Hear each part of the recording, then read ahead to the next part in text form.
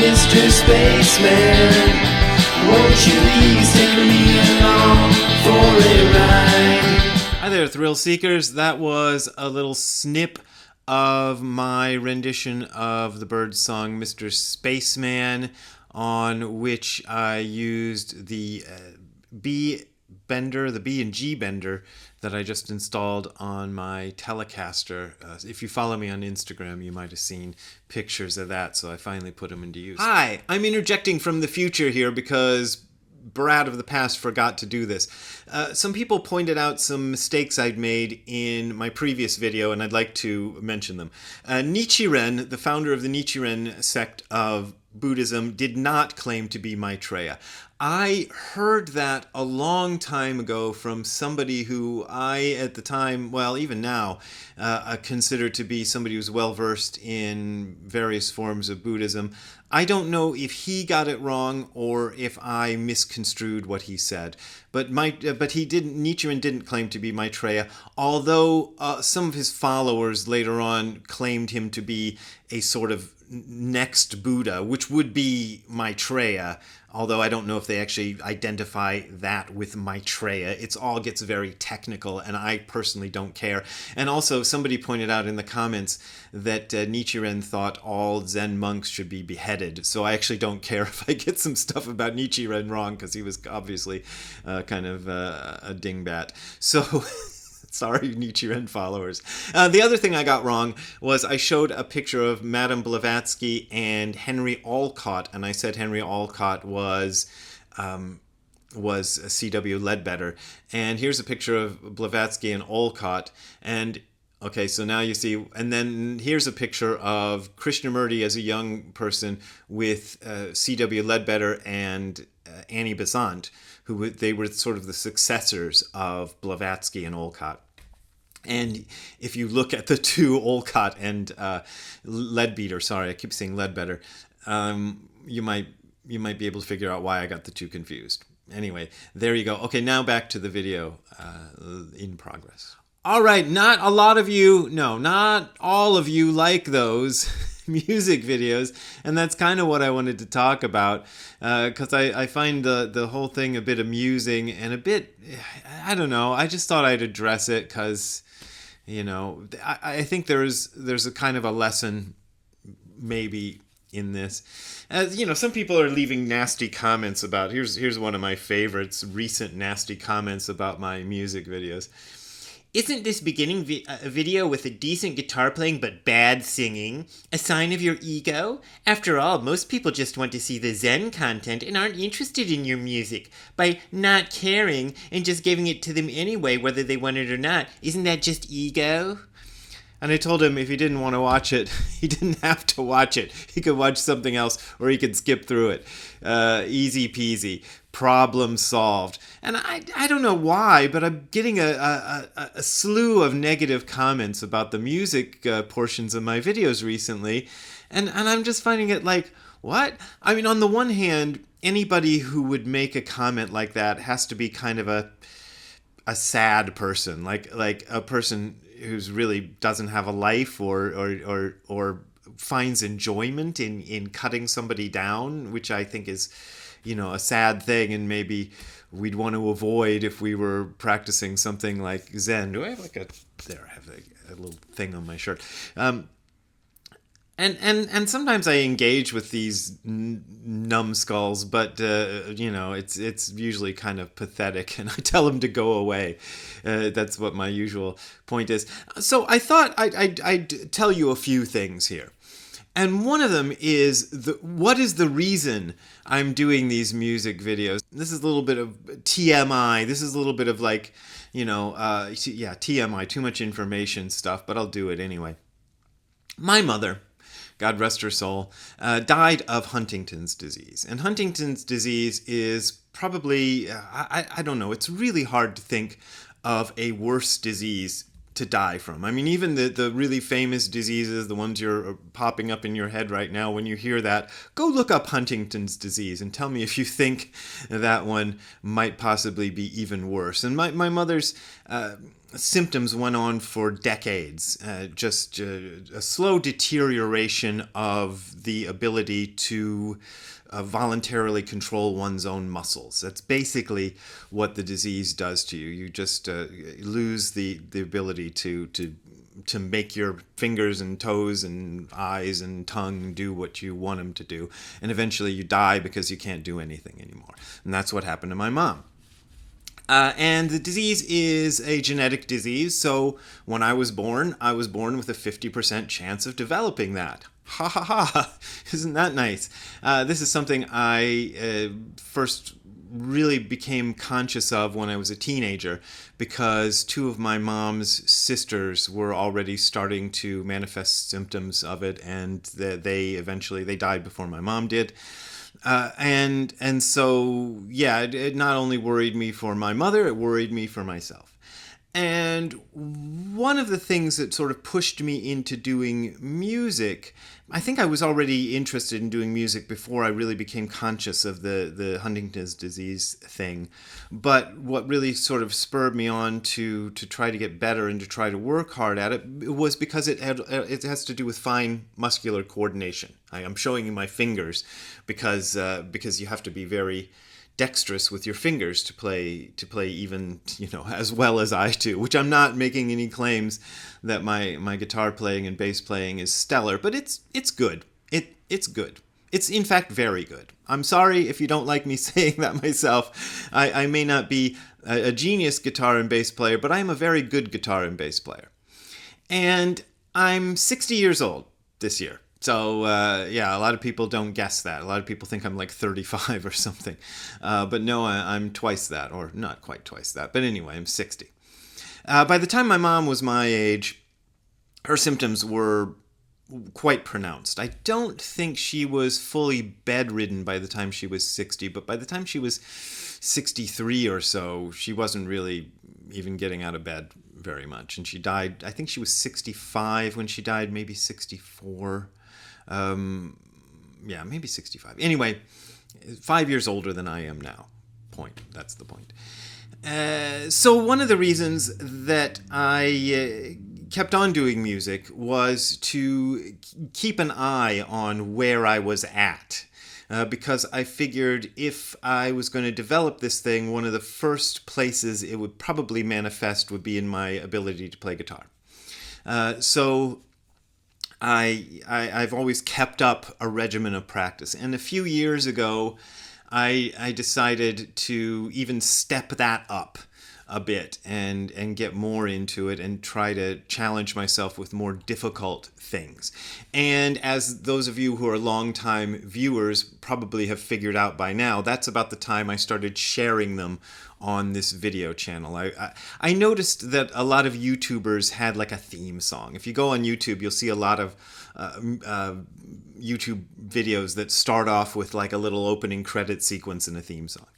And I thought, well, yeah, a theme song and where you play the same song every day is one thing, but what if you had a theme song where the song was a different song every day? So that was the initial idea, was to kind of provide, was to mix this thing of checking myself to make sure I could still do it, and mixing it with just some sort of entertainment. And I do admit that after a while, during the first 6 months or so of doing this, I started to go overboard and the musical intros became way too long. I think some of them were like almost 2 minutes long. So sorry about that. And that's when I started putting the music videos like I did for Mr. Spaceman is a separate video where you can watch the whole song. You just go through my YouTube channel, which is, in case you don't know, it's youtube.com/hardcorezen. Then you can find all the music videos and Zen videos, of which I've done a lot more Zen videos than music videos. And so there's full music videos, and then I put like 20 seconds of whatever the music video is on the front of my videos. So that's the reason I do it, and I'm not going to stop. I asked one of these people who left a nasty comment, like, what's the point of making this comment? Because you think I'm going to stop doing it? No, I'm not going to stop doing it. I'm going to keep doing the music portions of the Zen videos, and I don't care. And whether it's ego or not, my God, I should do a whole video on that. There's a lot of deep misconceptions about what happens to ego when you go through this process of doing Zen practice and, becoming more aware of the nature of the universe and all that stuff. People sort of expect that somebody who goes through that process becomes this bland, egoless thing, and they're kind of looking for the bland, egoless thing who's also super charismatic. This is the kind of weird thing that people are looking for. They're looking for the person who has no ego at all, but is also super charismatic and is gonna, embrace them and bring them into the fold and teach them the loveliness of their realization and stuff. It doesn't happen. That's why there's one of my most popular videos, which I haven't rewatched in a long time, so I almost don't remember what it says. I only remember a little bit of what it says. Anyway, it's called Spiritual Awakening is Bullshit. And it's back when I was using words like bullshit in the videos, which I don't use anymore. But that was about this idea of the spiritually awakened person who has no ego and who's pure and pure of heart and lovely, and yet fully super charismatic, even though he has no ego. Sorry, I keep belaboring that. I just think it's funny. I was looking for that too, so I'm making fun of myself as much as I'm making fun of anybody else for looking for that. They try to find that. And you're not going to find it because it doesn't exist. It doesn't exist. You end up kind of back where you started, but you have a different perspective on it. So I have as much ego as I ever did, but I also have this secondary awareness that the ego is kind of is fake, but it doesn't end it. It doesn't make it go away. So anyway, that's a whole other video. Sorry, got sidetracked. Whenever I see these kind of negative comments, I am reminded of this guy, Big Chuck Shadowski. Now, if you're not from Northeast Ohio, you probably don't know. There's no reason you would know who this is. But he's a very big deal in Northeast Ohio, especially for people of my age and younger people, because he was on for a long time. So what happened was, there was a late night horror host program. For you kids who don't know what that was, it was a very popular sort of thing.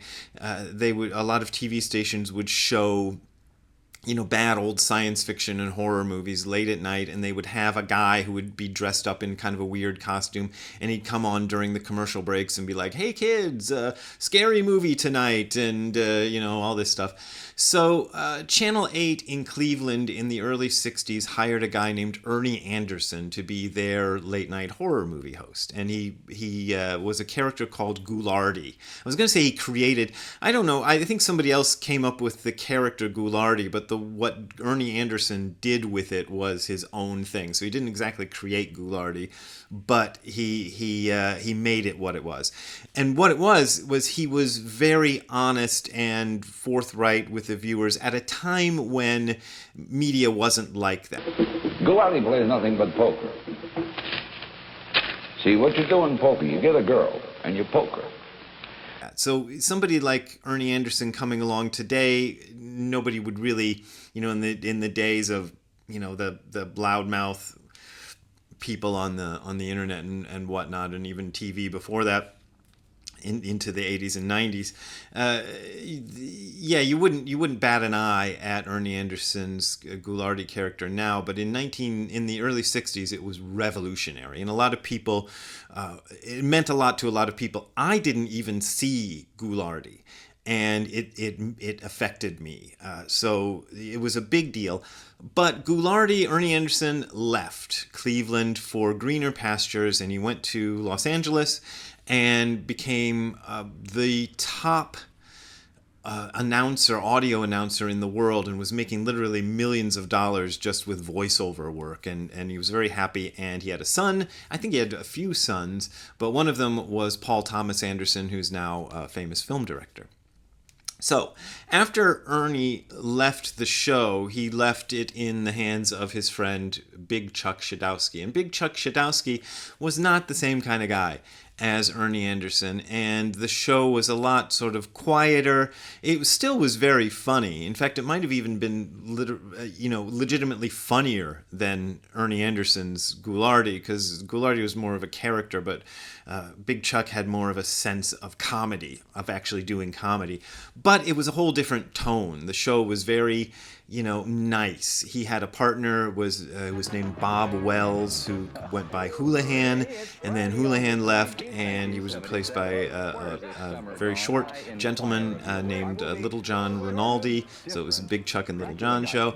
And when the show first started, right after Ernie Anderson had left and Chuck was taking over, he was having a hard time. And he talks about it in this book, about how people were very critical of the show. And Chuck was, I think, at the time doing double duty. He actually had a real job as an video engineer or something, or director at the TV station. But then on Friday nights he would do this Big Chuck and Little John show, or the Big Chuck, or Houlihan and Big Chuck show. So he's having a hard time, and he told Ernie about it, and Ernie Anderson wrote him a letter, which is reproduced in this book. And even before I got this book, I knew about the letter, because he talked about it on the show a few times and read it on the air on the show. But this is what the letter says. Chucky Sweets, this is from Ernie Anderson. I hope the show is going well for you. Hang in there and do it your way as often as you can. Remember, if they knew how to do it, they would be doing it. The very people who are telling you how to do it have tried themselves and failed in the past. If you fail, you want it to be because your way was wrong. You already know their way is wrong. They have proved it. Guts it, baby, guts it. And then there's some more to the letter, but that's the main point of the letter. So I always reflect on that letter when I get this kind of hateful response to what I do, because you just got to keep doing it your own way. This is what I had to decide to do if I was going to do what my teacher wanted me to do, what Nishijima Roshi clearly wanted me to do and clearly pushed me into doing, of being his Dharma heir and being really, I was the guy who took over his thing. He made me take over his Saturday afternoon lectures when he was still alive. He made me take over his summer retreats when he was still alive. He wanted me to write books. He wanted me to do all this stuff. And I quickly realized I could not do the Zen master thing the way people wanted me to do it. The way people like the knucklehead who wrote me that comment would want me to do it. Like, don't do your music videos, do Zen content so I can look and see it and do it the way I think it should be done. There's this sort of whiny crybaby contingent out there who wants it their way, but their vision, and as I said earlier, I'm criticizing myself because I had this view too, and because my teachers were oddballs, that view was sort of squashed in me fairly early on. But I did have this image of the spiritual master, and he wasn't like what I got. What I got wasn't what I asked for. I asked for the spiritual master who would. I probably would have loved having a guy with a long flowing beard and an Indian accent and robes and stuff like that.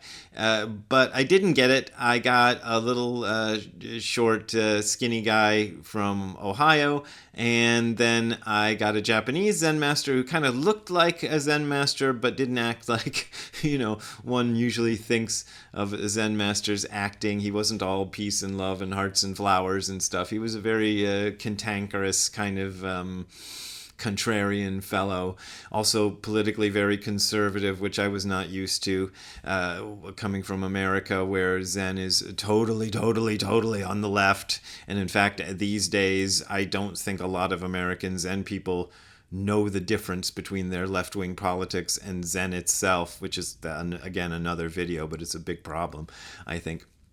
So these guys were not like what I asked for. They were different. They were real, and this kind of gave me a sense of what you're really gonna get. So, Ghoulardi back in his day, and the Ghoul, who was his sort of successor. There was a guy who recreated the Ghoulardi character a few years after Ghoulardi left, and he was Ron Swede, and he became the Ghoul. They both would say things. They would read like nasty letters on the air and go, there's 3 other channels you can watch if you don't like to watch this one, or you can just go to bed, And that's kind of my attitude, but there's not just 3 other channels. There must be literally millions of other channels you can watch. Look, if you don't like what I do, here's the simple solution. You're on your phone or your keyboard, your laptop right now. Type in DOUG'SDHARMA. and then hit return or whatever it's called. And that'll get you a whole bunch of videos that'll look just like what you want them to look like. So watch those and enjoy those, and don't watch me, because I don't care. That's the other thing that I'm missing in what I do, is that I don't have this great drive to share with the world the loveliness I have experienced. I do enjoy talking to people about it, and I do like making these videos, but if I lose some people because I'm not what they expect them to be, I would rather lose them, because I've dealt with those people. When I was first starting to do this, I did make an effort to sort of keep those kind of people in the fold, the people who wanted me to be what I wasn't, and to try to be what they wanted.